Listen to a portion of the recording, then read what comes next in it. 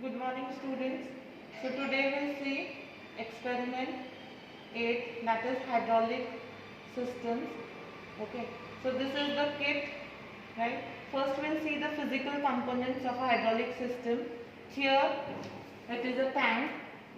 Okay. This tank consists of oil as a fluid which will be pumped with the help of this motor.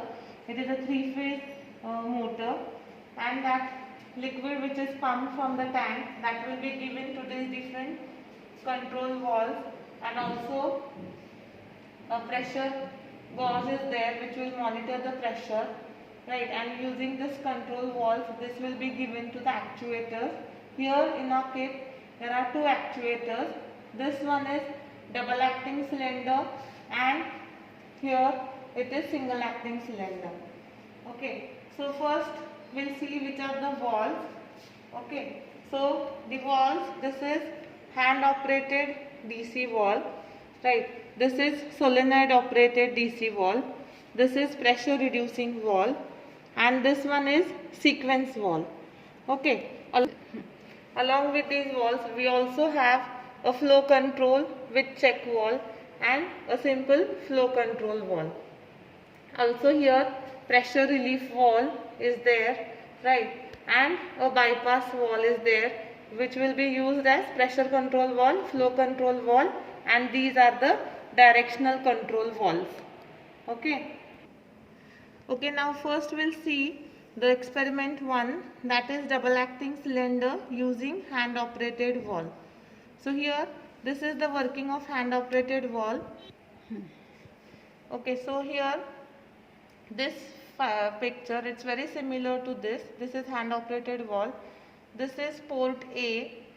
Okay, then these are B1, B2, and this is P1, P2. These are the system pressure ports, and these are the two working ports, and this is the tank port T. Okay. Okay, now we'll see how to make the connections. Now we have to connect this double acting cylinder to this control valve. This is hand operated control valve. Okay, so there are 4 ports, right? So first one, the first connection, that is the system pressure, that we have to give to this P1. Okay, then port A, that we have to connect to DAC1, and B2, this we have to connect to DAC2. So we'll see how the connections are done. So this is very similar to the diagram. Okay, this is first the system pressure which we are going to connect this to P1. Then A, we are going to connect it to DAC1, that is double acting port 1, and this double acting port 2, this will be connected to B2. Okay, now I will show you how to connect these wires. Okay, so when you are trying to remove this, this is a slider switch. Okay, see, this is a slider switch that slides. When you are going to remove, just press this up and pull it out.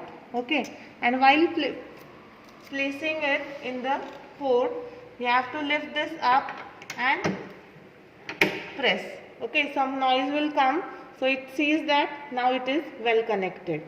Okay, now we'll make this on. This is a motor button, so we have to start this and observe the piston. Now this is a cylinder. Okay, this is a piston rod. Now this piston rod will move forward and backward. Okay, and once I place it on neutral, it won't move neither further nor backward, so it will stop. So this is a 4x3 valve, directional control valve, which is hand operated. This is a manual button from which I am going to move this piston either in forward direction, neutral, and backward. Okay, so we'll see this, we'll observe this.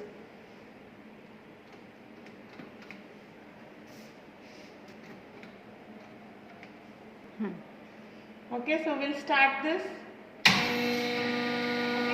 Now the system pressure is on 20 psi. This is hand operated valve, and just observe the piston movement. That piston is moving. Now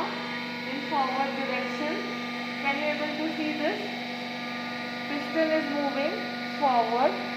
Okay, this button here. Now I will place this handle here, so it is neutral. So piston won't move backward. It will remain as it is.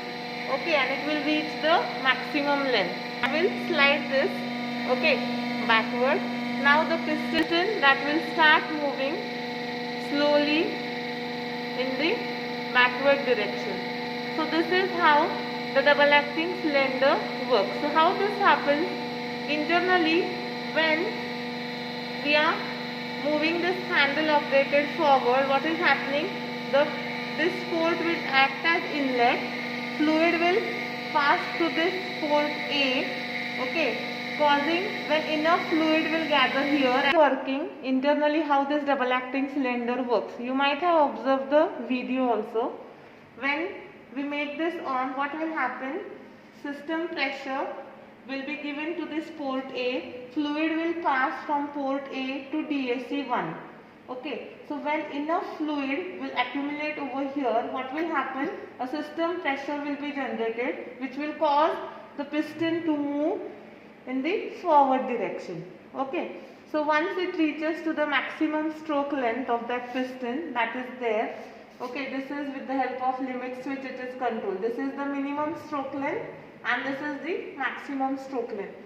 Okay, now once the piston reaches the maximum stroke length, what will happen? The direction of this port, it will get reversed. This port will act as outlet and again this port will act as inlet. So fluid will be given from this B2 to this port DAC2, and this DAC2 it will act as inlet. When enough fluid gathers over here, what will happen? Here the system pressure will generate and that will cause the piston to move in backward direction. So this will be the output port, and this will be connected to tank T, and fluid whatever is left that will be again accumulated in the tank. Okay, so this is how the double acting cylinder working with the help of hand operated DC valve.